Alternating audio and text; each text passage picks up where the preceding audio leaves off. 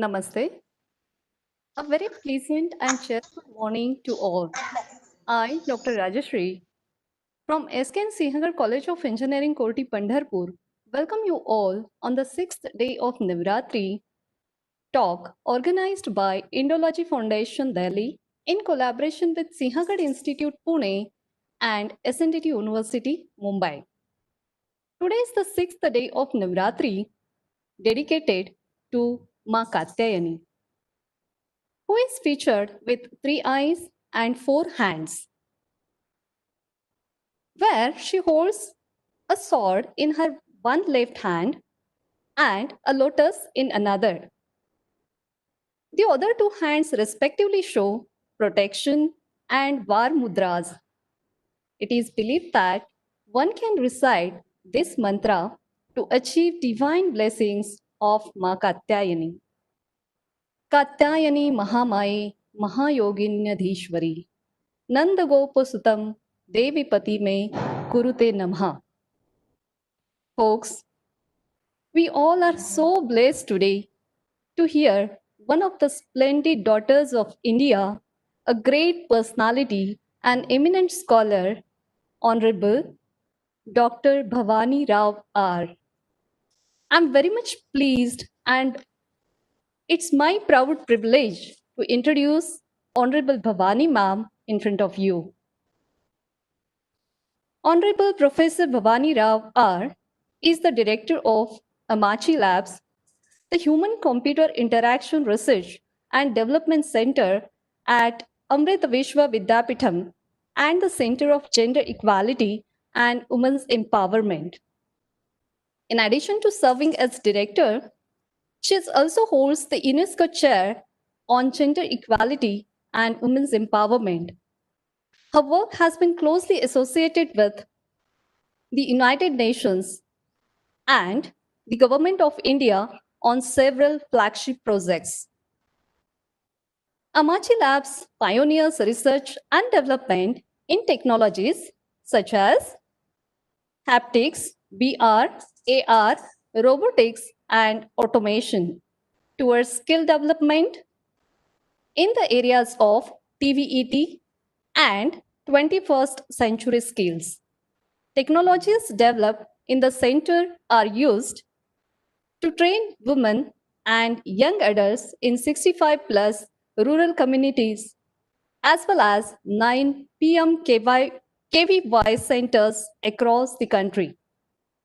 The focus of research at the Center for Gender Equality and Women's Empowerment, as well as the UNESCO Chair, is on vulnerability mapping to inform design of optimal interventions that further the vision of women empowerment and gender equality. Building towards inclusive sustainable development, international projects under the Center for Women Empowerment and Gender Equality includes those funded by the UN and the government of Israel. We are having such a eminent personality with us today. We are so lucky. We are so blessed.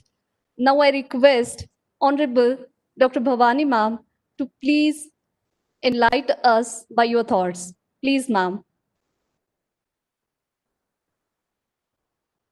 Thank you so much, Dr. Rajashri, for that wonderful introduction and for welcoming me to this program. I would also like to thank the founder of the Indology Foundation, Mr. Lalit Mishra ji, also from the Singer Institute in Pune, Professor Nawale, and the Vice Chancellor of the SNDT Women's University in Mumbai, Professor Shashikala Vanjar. Thank you so much for organizing such a wonderful program and for inviting me to be a part of such a wonderful program at such an auspicious time. And special thanks to Ms. Vaishali for finding me and bringing me on board. So thank you, everyone. And a very good morning to the hosts of the program. Very good morning to everybody in the audience listening today this morning. My talk, as my title mentions, I'm going to try and associate the principles of sustainability to the qualities of motherhood. So I'm going to try and make a case that the core of sustainability principles are the qualities of motherhood. And motherhood stands at the core of our relationships with each other and with the environment. And based on our approaches, based on how we approach uh, our approaches can be designed along the principles of motherhood to make sure that we effectively address sustainable development issue and thereby attain the sustainable development goals declared by the United Nations. Much of what I'm going to speak to you today comes from the talks given by our Chancellor, Mata Shri Amritanandamayi Devi, and she has given talks on several very important occasions. The first and the one that I'm going to draw the most from is in 2002 when Amma introduced the concept of universal motherhood when she accepted the Gandhi King Award for Peace at the United Nations in Geneva. The second talk of hers that I'm going to draw on is the talk that she gave at the United Nations in New York in 2015. This is the inaugural session of the United Nations Academic Impact Program. And there's a second one. There's a third talk that I will also touch upon, is the talk that Amma gave at the Vatican, where she signed the declaration to end human trafficking. And this was done along with the current Pope in the year 2014. These three speeches and the work that we have been doing as a part of Amachi Labs and the Center for Women Empowerment and Gender Equality at Amrita University, these are the main areas on which I will be drawing on my learnings and my work in these places is what form some of the basis of the thoughts that I will present in front of you today during this talk.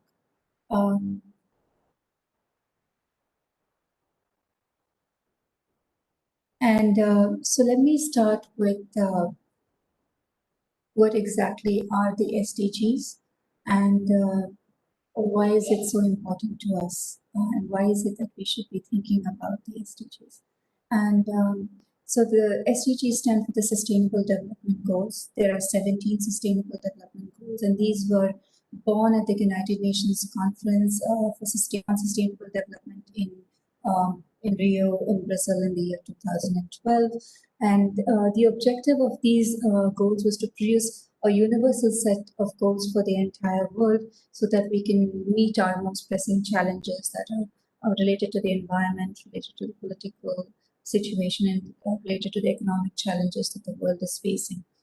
They're very bold because they try to address all the challenges the world faces. There are 17 interconnected goals, which means you cannot achieve any one goal without achieving all the other goals. So they're very interdependent. They deal with threats like climate change, the state of our fragile natural resources, but they also talk about achieving gender equality, eradicating poverty, fostering peace. And I think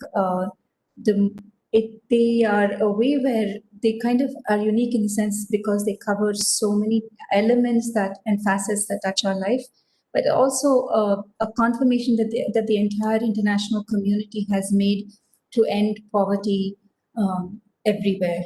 And the tagline of the Sustainable Development Goals of the United Nations is that to make sure that no one is left behind.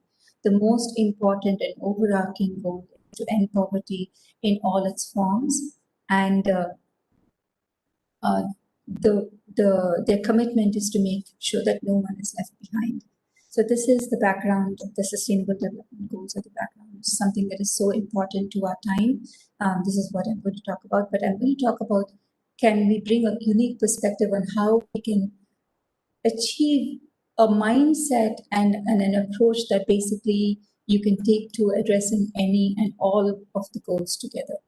So when we're talking about the most important goals of the SDGs, that to remove poverty of all kinds, multidimensional poverty permanently everywhere, it reminds me of one of Amma's quotes.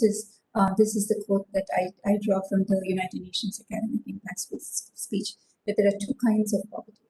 Actually, I think maybe Amma even said this she talked about it in Barcelona much earlier. again at an international, at a United Nations gathering. So Amma said there are two kinds of poverty. She says there's one is the poverty of lack of food and clothing and shelter, and the second kind of poverty is the poverty of lack of love and compassion. And she said if you tackle the second kind of poverty first, which is the poverty of lack of love and compassion, we automatically address the first kind of poverty, which is the poverty of lack of food and clothing and shelter. What am I saying is that if anybody with compassion and love in their hearts will automatically make sure that nobody else is suffering and will make a direct commitment to do something for somebody. So you tackle the first kind of poverty through the second, by addressing the second kind of poverty first, is to awaken that love and compassion in people. And these qualities of like love and compassion, empathy, tolerance, patience, these are the quality of what Amma defines are the qualities of motherhood. And this again comes from the talk that Amma gave in Geneva in 2009 at the United Nations. So Amma really emphasizes on these qualities. And when you think about motherhood, when you say these are the qualities of motherhood, and motherhood, as we understand it, as we know it, is the capacity to conceive, to give birth, and to raise a youngster to maturity. But it's a little bit more beautiful than it's the capacity. If you make it one layer of an abstraction, it's the capacity to receive and to create something beautiful from what one has received. It is also the capacity to perpetuate, and it has the capacity to nurture. And these are all also within that capacity to conceive, give birth, and raise a youngster to maturity. If you abstract it, it's the capacity to receive, create something beautiful from what you have received, to capacity to perpetuate, and the capacity to nurture. And if you think about it, these are all the same foundational principles to sustainability and sustainable development. This is one aspect of what motherhood is about. If you think at the second layer of abstraction, motherhood is also the capacity to see anything as part of oneself. Everything is a part of oneself and not as separate.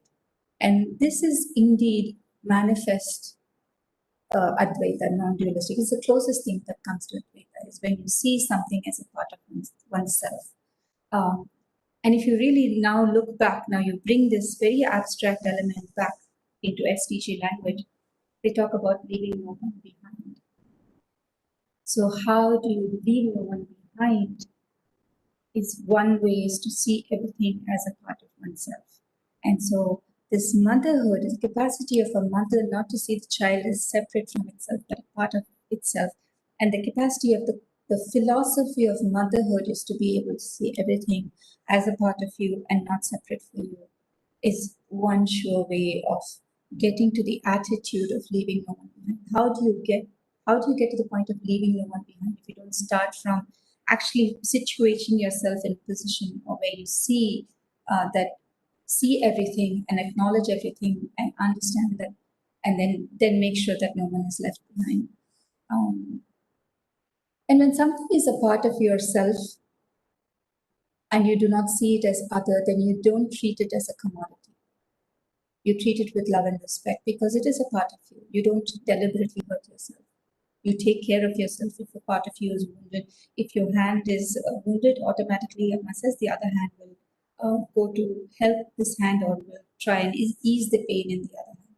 It's like that when you see something as a part of yourself, you don't make it a commodity and you treat it with love and respect. And you do whatever you can to keep it healthy and happy.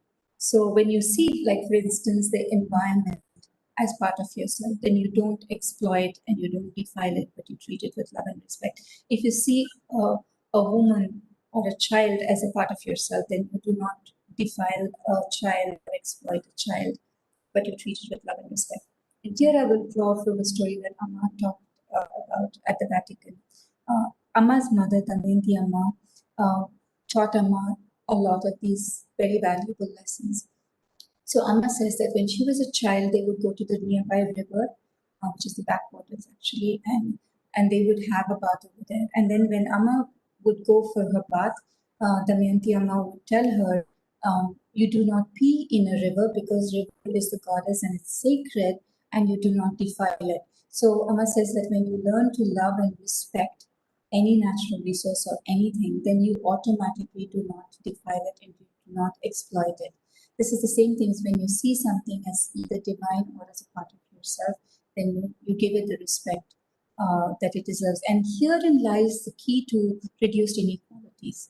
Whether you're talking about the environment, whether you're talking about climate change, you're talking about the forests, you're talking about the oceans, if you're talking about peace and conflict resolution, you're talking about religions, you're talking about partnerships between people, you're talking about gender equality, you talk about any one of the SDGs. I told you there are 17 SDGs. I didn't want to list all of them out, but most of the topics that I just mentioned are all part of the SDGs. You can please look up the United Nations official website to have a list of all the SDGs. All these interrelated SDGs and all the inequalities that underlie these SDGs, if you approached it with this aspect of love and respect, and you don't treat it as something that is different from you, and when you don't treat it as love, and when you approach it with the principle of motherhood, then automatically you're able to reduce these inequalities and you're able to deal with the conflicts that are there and the issues that are there. That the sustainable goals are trying to address. When you think about motherhood, it's not only about women. It's not limited to biology,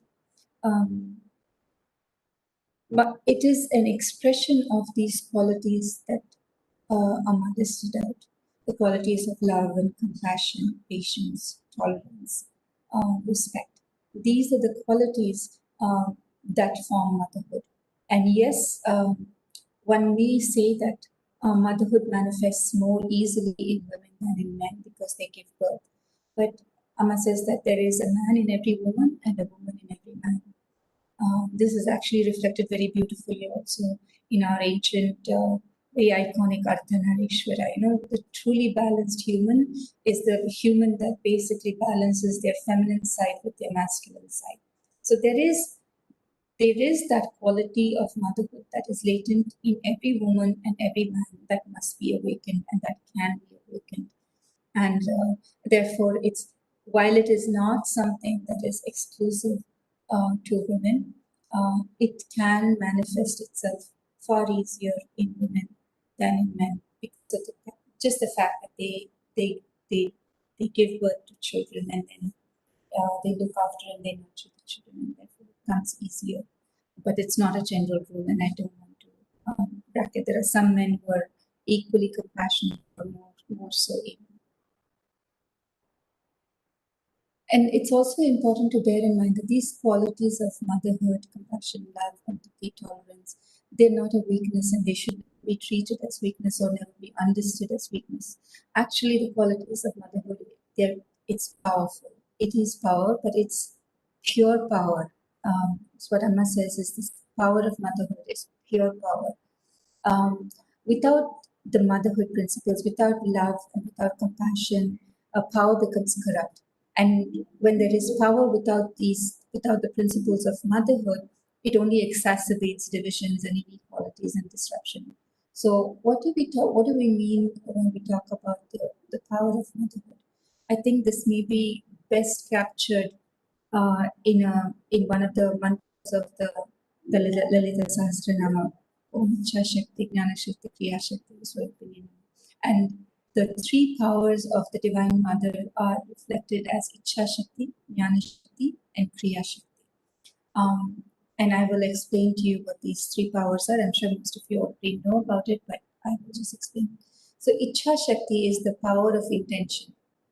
It's the Ichha, it's your will, it's the power of intention. And that power of intention, it's what in social sciences some of the academic scholars will probably refer to as the mental space of a person. It is your capacity to act as your internal capacities.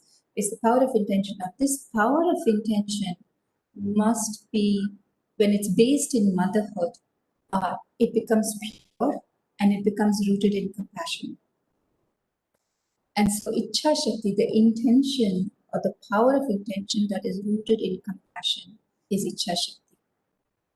Jnana Shakti is the power of knowledge. And when your intention is rooted in compassion, it gives you the power of knowledge in a very different level. It gives you empathetic knowledge. You are able to see the other as yourself, so you are able to understand the needs of a person better because you're empathetic with that person's situation. If a person is from a different culture, from a different religion, from a different socioeconomic background, but you see that person not as different as yourself, you're able to empathetically understand what that person's needs are. And that's the power of empathetic knowledge. But also, Jnana Shakti is the power of scientific knowledge. It's the rigorous knowledge that is born from facts. Alone, empathetic knowledge can take you so far, and alone, scientific knowledge can take you so far. But when you combine the two, it's the power of motherhood. You know the facts and you understand it from a place of your heart. The combined knowledge is Jnana Shakti, is the power of knowledge which combines both the scientific knowledge and the empathetic knowledge. And this is the Jnana Shakti. The third power is Kriya Shakti, is the power of action. When you are rooted, your motivation and your intent is driven by compassion, and you are now you work with the forces of knowledge, both of scientific fact and empathetic understanding of what the needs are, and you translate it into action. The action manifests itself for the benefit of all. The action's intention, because it's driven by compassion and by knowledge, is for the benefit of all. It is for uh, auspicious and the greater good. And at the same time, it is an action that is done without any expectation. It's nishkama karma. It is altruistic in nature. So it is done like a typical mother will do something for her children without any expectations. So when you have the Kriya Shakti is basically that kind of action that is for the benefit of for the greater good of all, and that is altruistic without expecting anything in return. These three forms of Shakti, the Ichha Shakti, Jnana Shakti, Kriya Shakti, these three forms of power becomes the power of motherhood. And these are that's why it's actually a very powerful force. And we need these qualities and the power of motherhood combined together to make this world a much better place.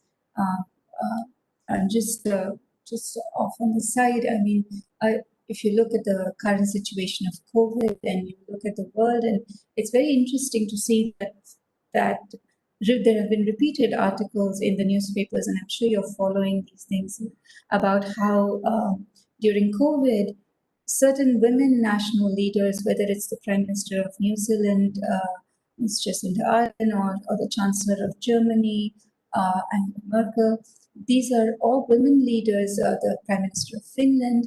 There are women leaders across the world that have done a much better job of controlling the COVID pandemic within their countries than their male counterparts. This is taking into account what their country population is, what is their economic growth, considering everything and normalizing for everything. They still have shown that these women have made a much better attempt at dealing with the situation than their male counterparts across the world. And there's a question that comes up, and this has come up in several articles. Is it the motherhood instinct of these women leaders that made them deal with the situation in the kind of urgency and they gave it the kind of urgency and importance that they would? Was it the motherhood instinct and I remember reading this and I was thinking, yes, I mean, whoever has made this connection is spot on. It's the power of motherhood. And while this is not being verified academically, I'm just putting it out as a thought for you to just contemplate on. Now, let me share with you now how this power of motherhood has shaped my life and impacted the work that I do here at Amrita University.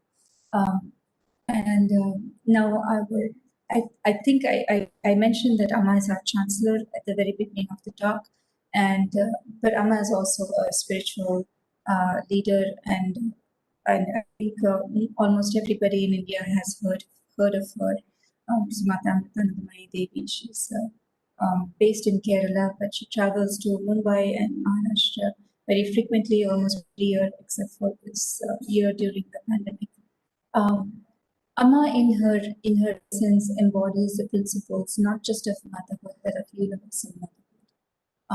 To her, all of creation are her children. She sees the world and everybody around everybody as her child, whether it's an animal or a plant or a human, and whether it's from India or any other country in the world. And she expresses this through her world famous hugs, where she embraces everybody who comes to her, and she sits tirelessly for hours, giving that love and compassion and that attention to each person as if they were her own child, not as if because they are her own child. And this is the power of her love and compassion basically built up the entire Amrita institutions that you have now. And and remember the first point I made about how when you address the second kind of poverty, the poverty of love and compassion, you automatically address the first kind of poverty. So what Amma has done through her transformational embraces and her love is basically ignite that same principle of motherhood and awaken that principle of motherhood within all of us who work at the Amrita institutions and basically anybody who she's touched in her life.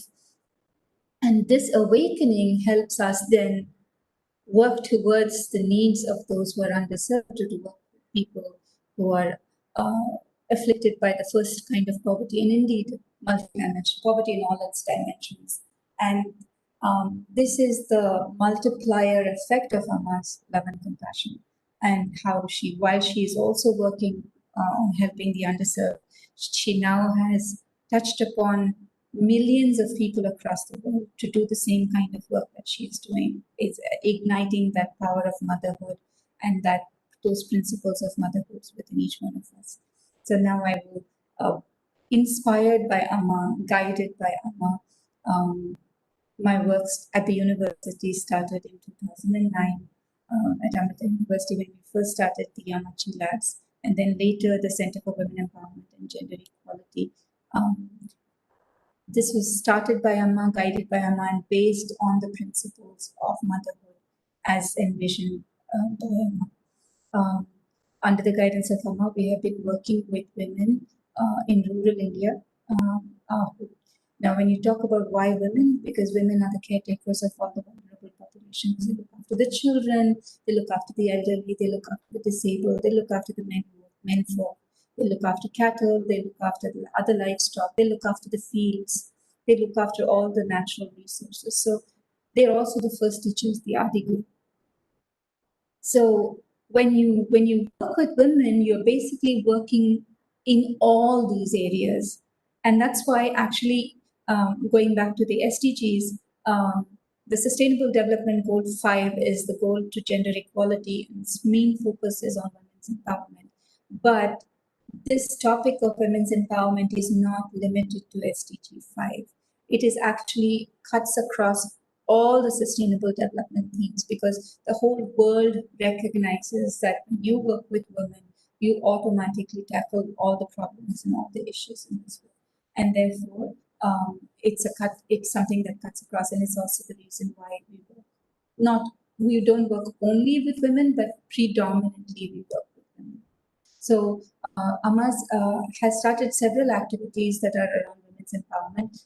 Most notably, and probably the biggest one that should be mentioned is the Amrita Shri program. Amma has financed from 2004, financed and nurtured a growing movement of 250,000 women in self-help groups across Kerala, Tamil Nadu, and 21 states of the country.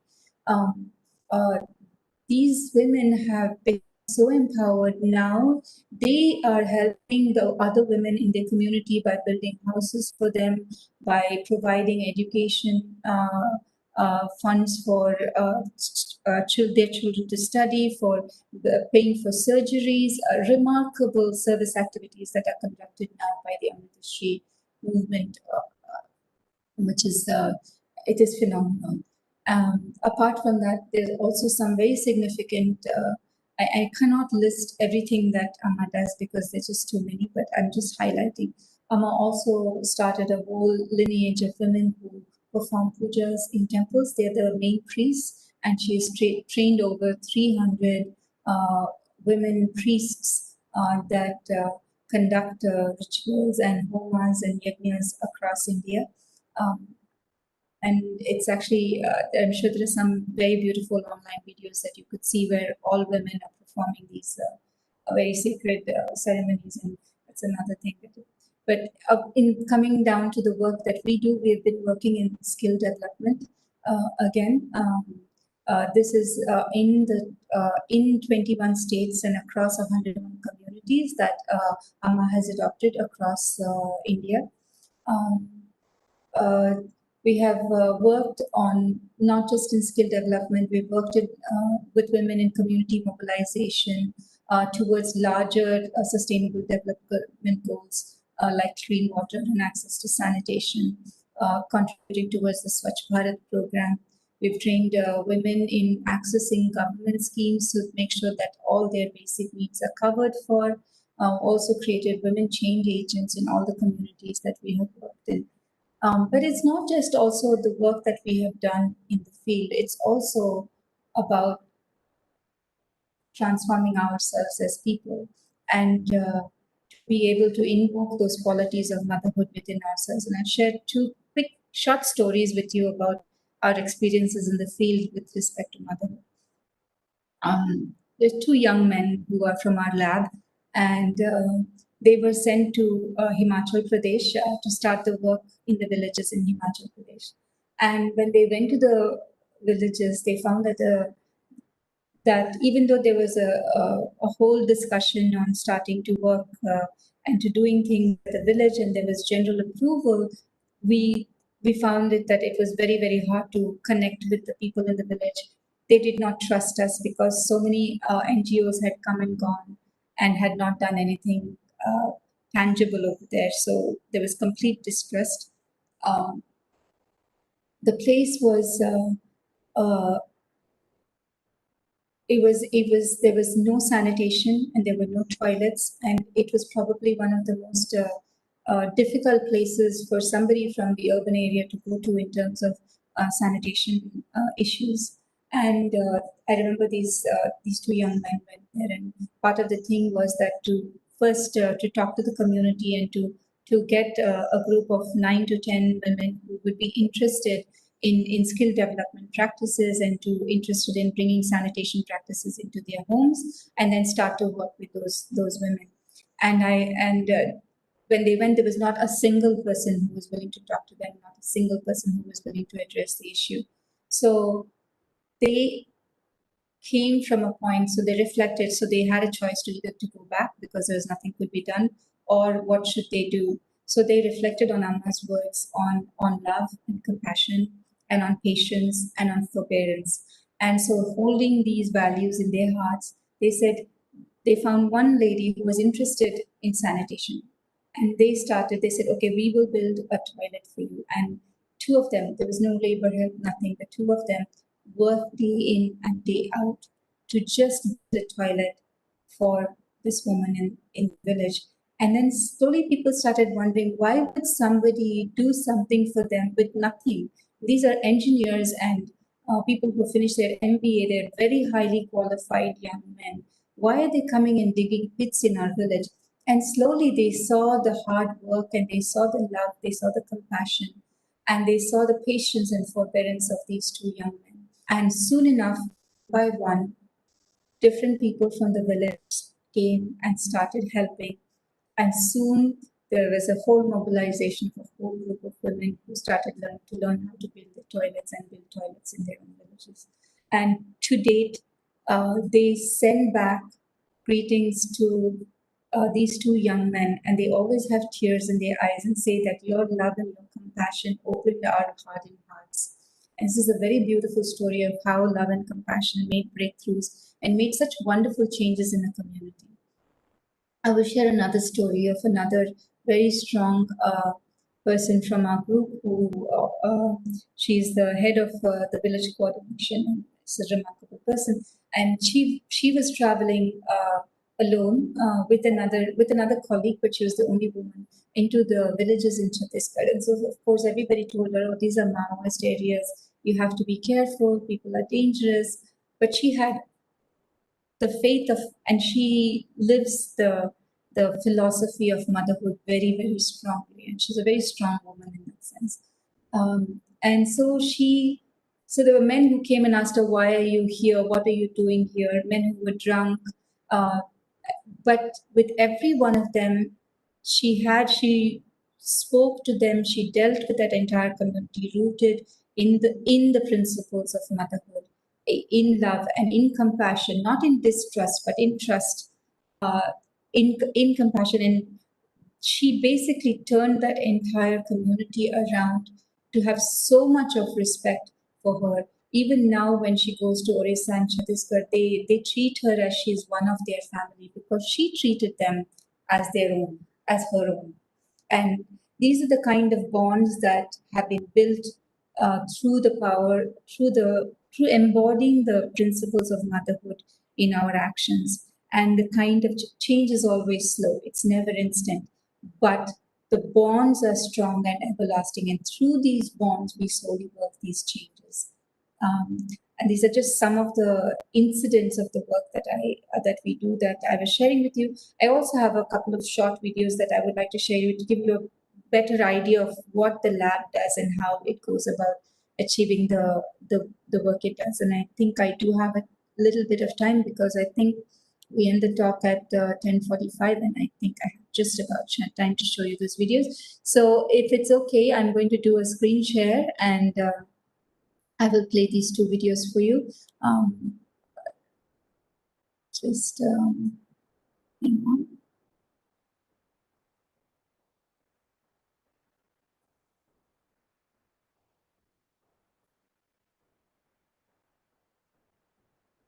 So I'll first share with you the video of the Center for Women Empowerment and Gender Equality, and then I will share with you the video on Amachi Labs.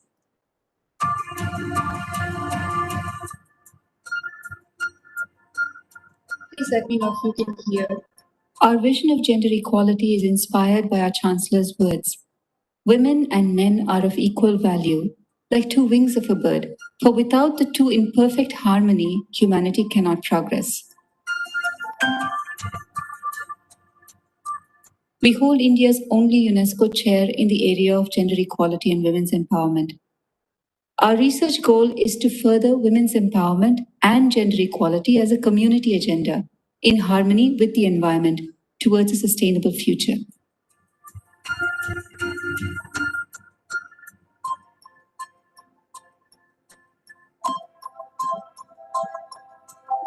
While addressing problems in villages, we work with women to identify what vulnerabilities they have and co-design interventions with them. One of which we're really proud of is addressing the need for toilets.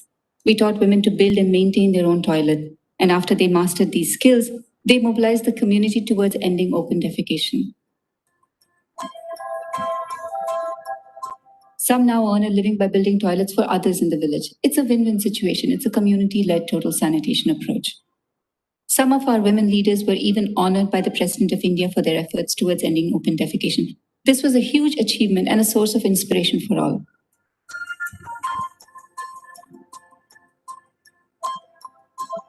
We integrate life skills throughout our training programs. To us, it is as important, if not more, than vocational skills. These trainings strengthen the socio-democratic voice and economic empowerment of women. It expands the collective empowerment space of women.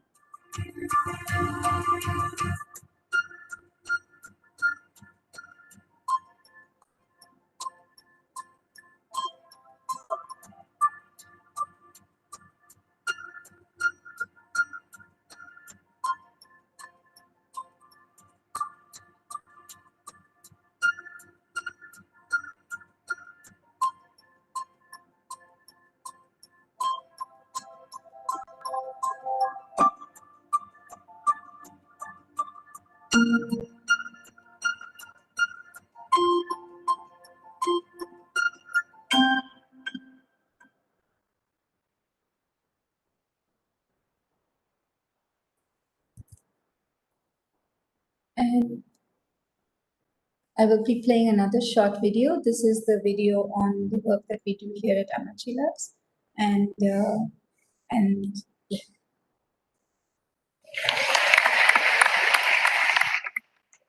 The Machi Lab is the most creative way of empowering women of all of the projects which the UN funds around the world. This is the one dearest to our heart. It's the one we're most proud of, and it's the one that we intend to take to the rest of the world so that they can learn from what you have achieved. The one critical way to survive in a changing environment is to make sure that you have the skills to survive in a changing environment. So we need to either continuously update our skills or acquire new skills to survive in this kind of an environment.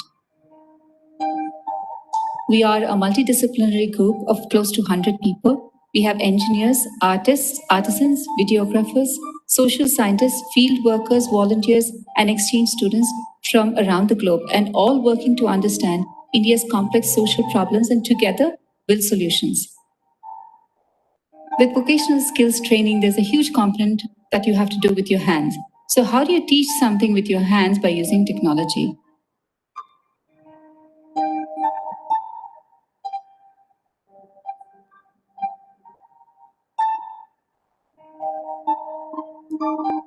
Our methodology is the CVIT methodology. It stands for Computerized Vocational Education and Training. It's a blended learning approach for vocational and life skills. Till date, we have developed over 15 vocational courses and 20 life skills courses, and we have used it to train rural women and children across 21 states of India.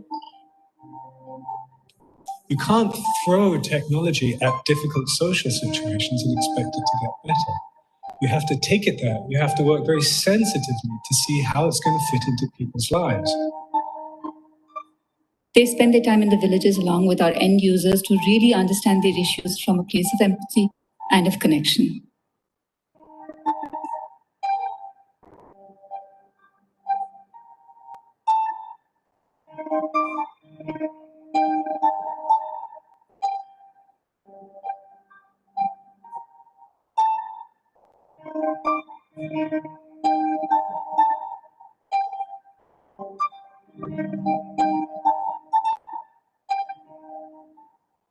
We have had a lot of firsts. We have trained India's first women plumbers. We have built the first haptic simulator in the country. We have had tribal women launch Kickstarter campaigns to fund their businesses. We taught women to build and maintain their own toilet, mobilized the community towards ending open defecation. Some now earn a living by building toilets for others in the village. आपने शौचालय के निर्माण के लिए जो बहनों को मिस्त्री का काम सिखाने का अभियान चलाया है, वो सचमुच में human resource development, skill development का एक बहुत बड़ा काम है। बहनें और बेटियां स्वच्छता के दूत तो पहले से ही थे, अब आपने स्किल और सशक्तिकरण को भी इससे जोड़ा है। All this could not have happened were it not for the guidance, the vision, and the opportunity given by our Chancellor, Sri Mata Amritanandamayi Devi.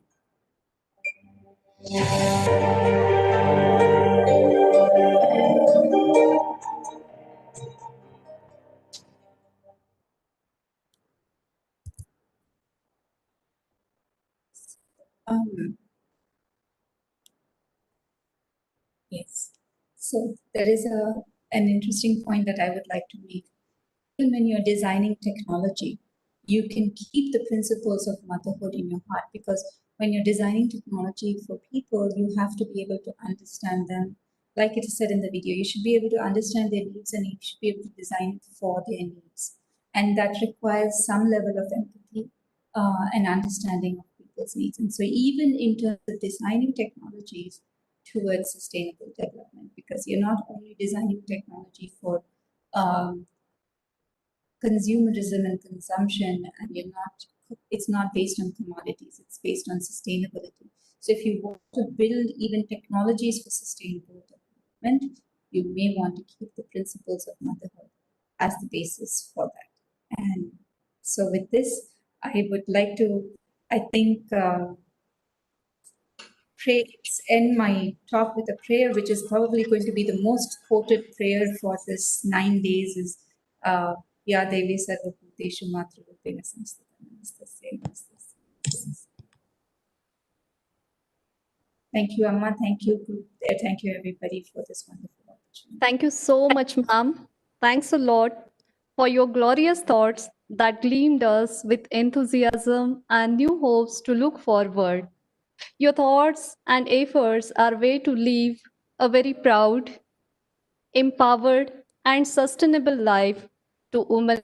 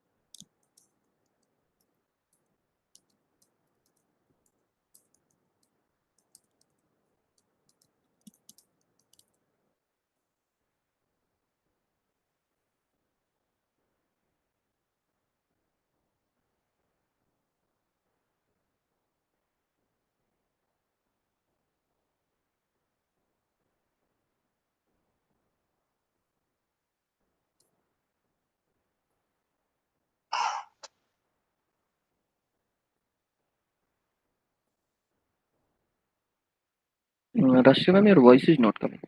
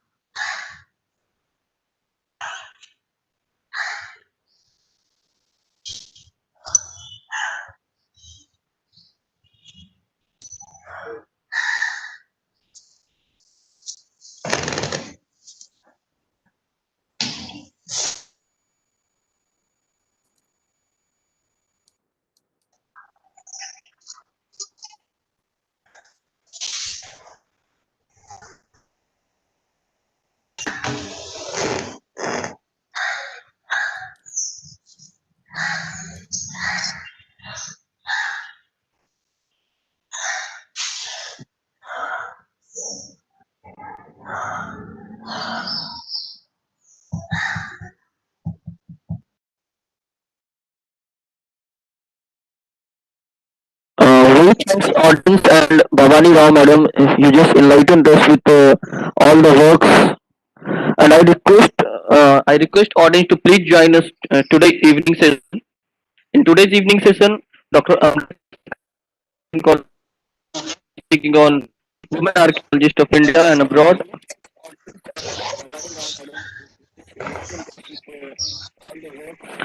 Also listen Dr. Abha Mishra Patak madam. Madam.